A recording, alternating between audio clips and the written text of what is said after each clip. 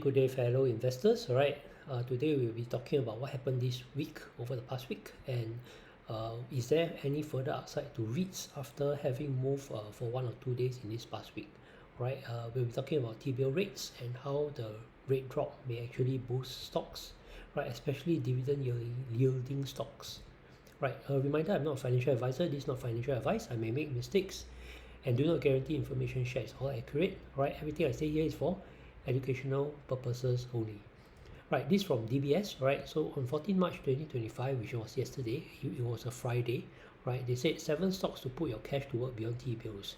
Right, why they have this discussion is because the yield on the 6 months T-bills has fallen to another multi-year low. Right, which may accelerate the shift into higher dividend stocks. Right, so this may boost the dividend stocks, which includes REITs. Right, latest cut-off yield is 2.56%, which is the lowest level since June 22, right? June 2022, where Fed funds rate was 1.5 to 2. Up to 1.75%, right? So this is quite a sharp drop from 2.75%, right? It's the sharpest decline this year, right? Steeper than the 15 basis points seen in the last auction, right? So it's a tad bit higher than CPF OA interest rate of 2.5, which could prompt T-bills investors to seek better return in dividend stocks, right? So it makes sense that when the risk-free rate like the T-bill in Singapore drops, right, generally it should benefit stocks, because people may find that, hey, there's no point in putting in the T-bill when the yield is so low, right?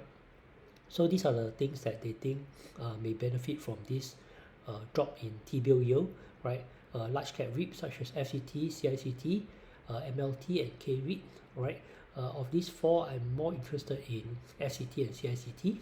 And if you ask me between the two, sorry, right, I actually currently prefer FCT, right? Of course, there are other dividend stocks that could benefit from this, like DFI Retail, Comfort, Delgro, and Venture, right? If you want, you can read this.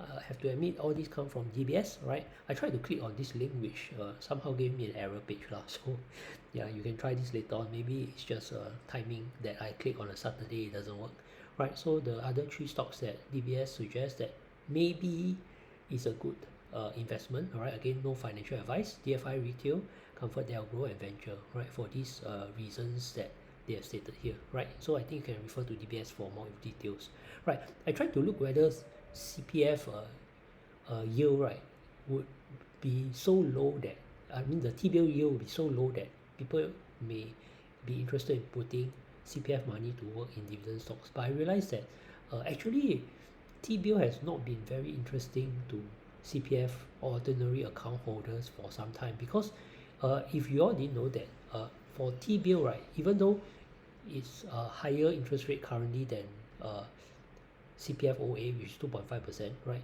But when you take money out from CPF OA 2.5% in the middle of the month, for example, right, you actually don't get the whole month's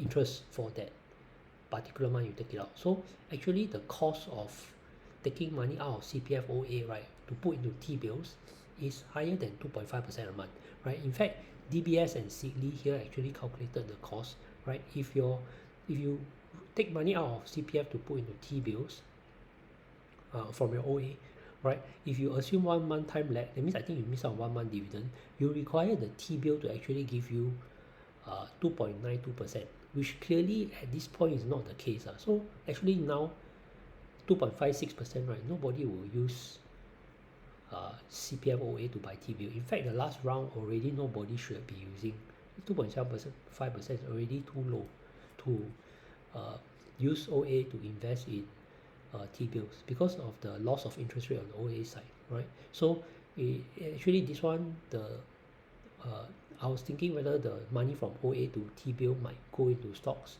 I think the answer to the question is, if that were true, it would have been the case some time ago, right? So I don't think this will actually boost stock prices, right? So anyway, just some research. I'll try to put this link in the comment section below. Right, this is what I observed from this week, right? This is some technical analysis, so if you are interested, you can listen. Otherwise, you can end the video, right? So when did I realize REITs were going to spike this week, all right? I actually first saw it in FCT because it was very obvious on Tuesday that this volume was much higher than normal. This was around 2.5 million. This volume is around 10 million, right? You cannot see because it's hidden behind the green bar, but this is 4 times the volume in the last few days, right? So on Tuesday was the first time I realized REITs was spiking, right? And it was most obvious in SCT, right? But Tuesday I was too busy with work. I couldn't really do anything about it.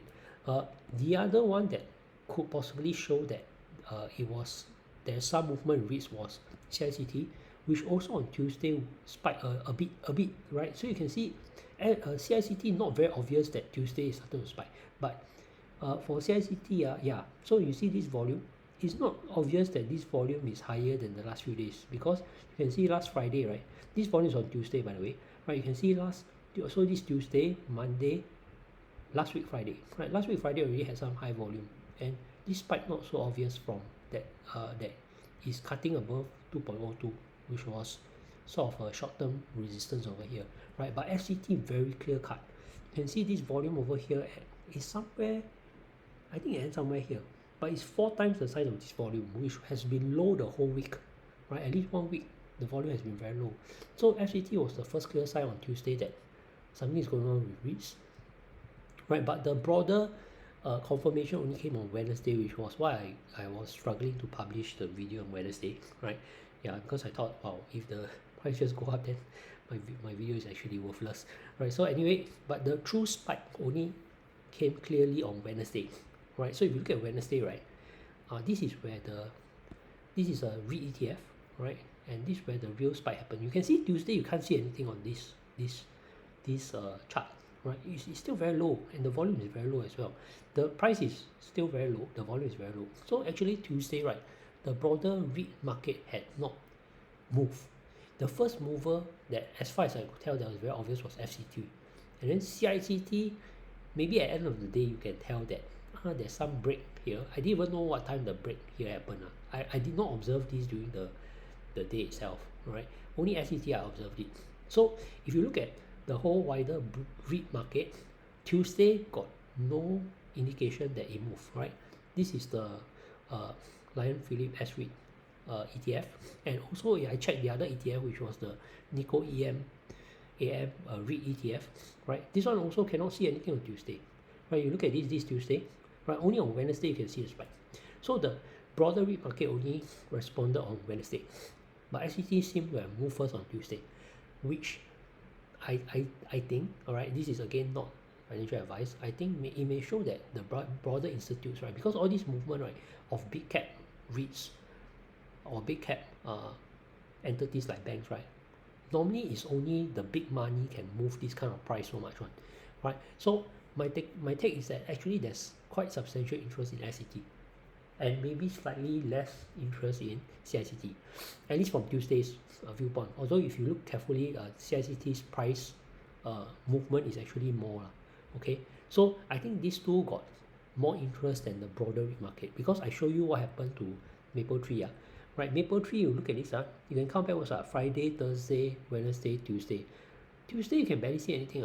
It's like, it looks like noise, right? Tuesday's candle look like noise. The volume also not very high. Mapletree Logistics on Tuesday, what happened? Nothing, right? You can't see anything. It looks like this volume over here is lower than this red color volume, and maybe you can say it's twice of Mondays, but that's not very it's not very outstanding. You can see that it's relatively in line with the rest. The only time you can see something is maybe Wednesday, because there's slightly higher volume with higher price movement, right? Again, Wednesday show Pen is also the same thing. You can see Tuesday you can see nothing.